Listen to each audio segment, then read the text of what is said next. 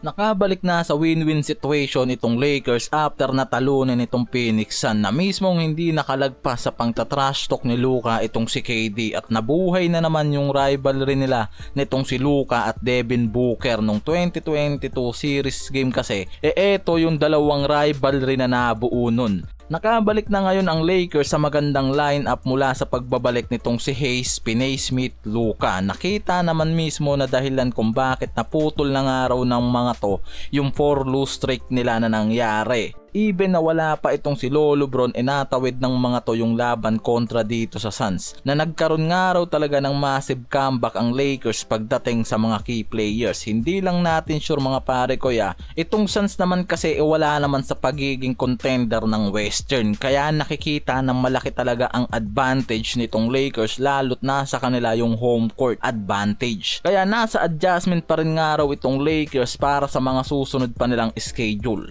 Si Austin Reeves at Doncic naman yung nag-lead sa Lakers para makuha ang panalo kontra sa Suns, and eventually naputol ng mga to yung 4 straight lose nila. Dalawang backcourt na sobrang effective yung laro na na-convert pa nila sa winning game. Si AR merong 28 points, 4 rebounds at 6 assists, at si Luka na may solid 33 points, 11 rebounds at 8 assists na muntika na naman sa triple-double yan. Di hamak kasi na mas tumaas yung defensive rates ng mga to kumpara sa apat na laban nila na nangyari na bumagsak nga raw talaga yung defensive ratings ng mga to. Bumagsak kasi ang Suns sa shooting percentage na 39.3% hanggang sa 22%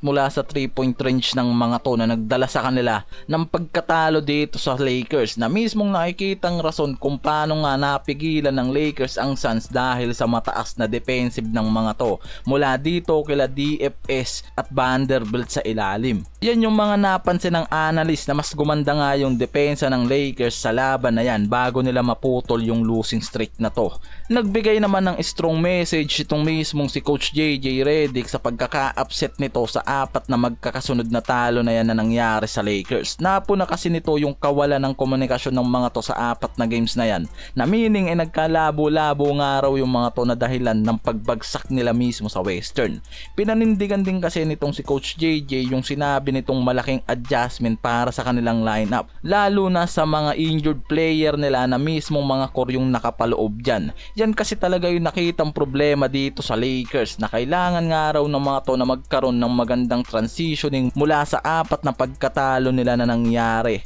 na dapat magkaroon nga sila ng adjustment at magkaroon ng malaking step up sa mga players nila, na mismo namang naging effective dahil nga sa adjustment ng mga to ngayon kontra sa Suns. Ang Lakers kasi ngayon nasa pang-5 pwesto na ng Western at meron silang 41-25 win-loss record, kaya sobrang laking bagay yung apat na lose streak na nakuha nila at nagdala mismo sa kanila sa pang-5 pwesto, na mismong inangatan sila sa pwesto nitong Denver Nuggets, Houston Rockets at itong Memphis Grizzlies. Yan yung naging outcome ng apat na pagkatalo ng Lakers. Susunod na makakatapat nitong Lakers sa pang-anim nilang laban ng San Antonio Spurs na walang Victor Wembanyama at De'Aaron Fox, at sa mismong home court pa nila magaganap ang laban na yan, na nakikita ng mga NBA analyst na mas malaki yung tsansa ngayon ng Lakers na makuha ang pangalawa nilang panalo, lalo't nakikita ng mga to na mataas ang winning percentage ng Lakers pagdating sa home court nila. Yung parating rin kasi na laban na to ng Lakers magbibigay sa kanila ng tsansa para mapanatili yung momentum at mapaganda pa yung record nila at umayos yung positioning ng mga to sa natitirang games nila bago ang playoffs. Ngayon na nakabalik na yung tatlo sa starting lineup ng Lakers mula dito kay Luka, Finney-Smith at Hayes, nakikita ng mga NBA analyst na kahit pa konti-konti magagawa na nga ng mga to na makabangon mula sa apat na games na pagbagsak ng mga to dahil sa malaking kakulangan nila sa lineup,